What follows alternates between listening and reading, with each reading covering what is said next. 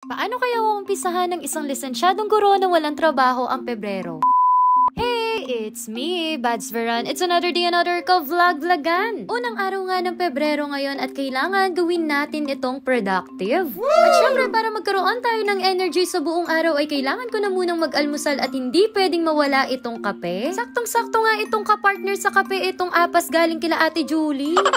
Habang nagkakape nga ako, talagang hilig ko nang magbasa ng mga libro. Dahil nga kakagising ko lang, kailangan ng unang papasok sa utak natin ay yung mga salita ng Diyos. Kapag nga nagbabasa ako ng mga libro, hindi pwedeng hindi ko sila sinusulat sa notebook ko. Dahil nga unang araw ng Pebrero, kailangan inaarte-arte ko muna yung sulat ko. Iba't ibang uri nga yung mga binabasa kong libro dito. May mga pang-spiritual, may pang-mayaman, may principles of life, at yung pag-iipon nga. Napakaganda nga magbasa ng mga iba't ibang libro tulad ng mga ganito. Dahil marami kang matututunan at lumalawak yung kaalaman mo. Dahil nga wala akong magawa at ilang araw na rin ako nakahilata sa kwarto ko, naisipan ko namang maglinis ng bahay ni Mama. Alam mo yung tipong naglinis ka pagkatapos mamaya-maya guguluhin ng nanay mo?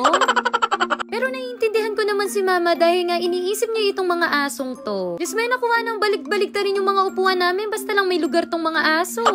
At eto naman ako, ibabalik ko na naman nga yung mga upuan sa dating pwesto nila. Kaya minsan hindi ko maiiwasan habang naglilinis ako, kumakatak ako.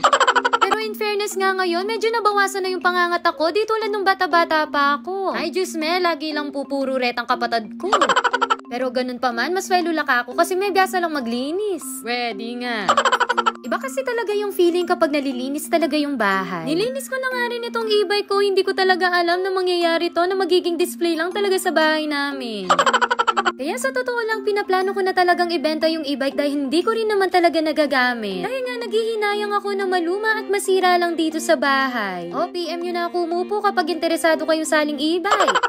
At eto nga, pagkatapos ko maligo ay mamamlansya naman ako na susuotin ko. Dahil nga sa araw na ito ay Bads Day din namin ni Bads Neil. Pagkatapos nga ng me time ay kailangan may Bads time naman. By the way nga po pala, sa mga nagtatanong kung ano yung nilalagay ko sa mukha ko, ito po pala yung Isa C Foundation. Ang laki nga ang tulong nito dahil natatakpan niya talaga yung mga pimple marks ko. Mas may kapilan yung kulo ba yan? Pimples!